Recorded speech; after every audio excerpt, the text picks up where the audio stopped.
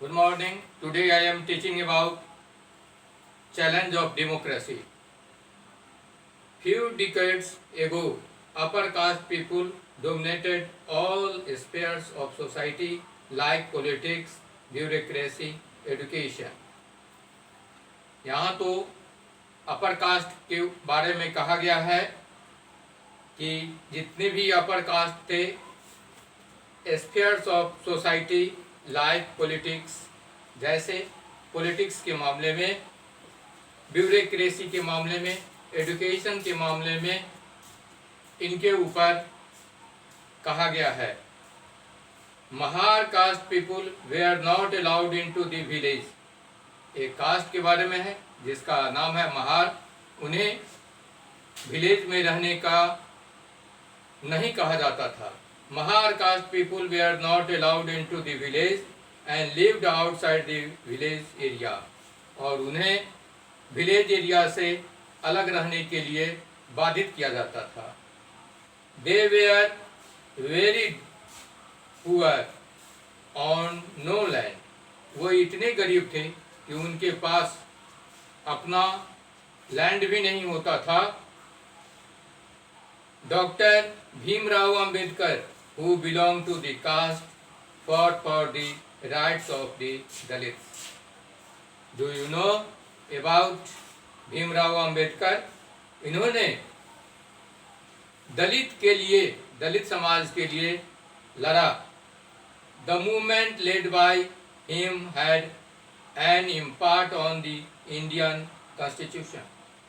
Indian constitution में भी दलित को विशेष सुरक्षा संबंधी मांग या और भी जितने उसके फंडामेंटल राइट्स होते हैं, इसके बारे में भी उन्होंने जिक्र किया, उन्होंने कानून बनाया।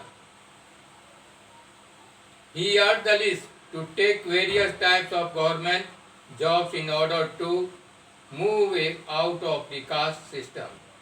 Due to this and other leaders' great efforts, now we can see the class.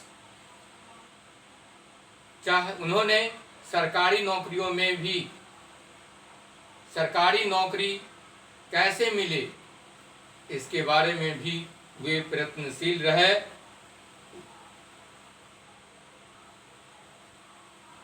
Once considered as untouchables, has occupied many prominent places everywhere. जो महादलित थे उनके साथ छुआछूत की भावना होती थी। इस पर भी उन्होंने कानून बनाया कि उनको तरह तरह से कानून के द्वारा सजा मिले। Such a situation affect our society, so there is always a rigorous struggle for the equal recognition and respect for all persons. इस पर उन्होंने सामाजिक आंदोलन किया और कहा कि समाज में जितने भी लोग हैं उन सबको रेस्पेक्ट होना चाहिए। Which is a great challenge. यह एक बहुत बड़ा चैलेंज था। Now listen carefully. Question number 1 A. Take the correct answer. Which one of the following is termed as the soul of democracy? Question number A का 1 का A equality, आप इसमें tick लगाएंगे। Again repeat, which one of the following is termed as the social of as the soul of democracy. आप A में लगाइए tick, equality. Second, which one of the following has been much punishable by the Constitution of India. आप question number C में लगाएंगे टिक, practice of untouchability. जो छुआछूत का practice करते हैं उनको भी संविधान के द्वारा दंडित किया जा सकता है। Question number 3, which of the following statement is not correct. जो करेक्ट नहीं है, आप उसके बारे में, जो सही नहीं है उसके बारे में आप लगाएंगे। The constitution of India mention that the practice of untouchability is prohibited and clearly directs the government to put an end to it.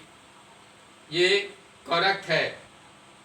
Question number B, the apartheid system was particularly oppressive for the whites. Question number B is not correct.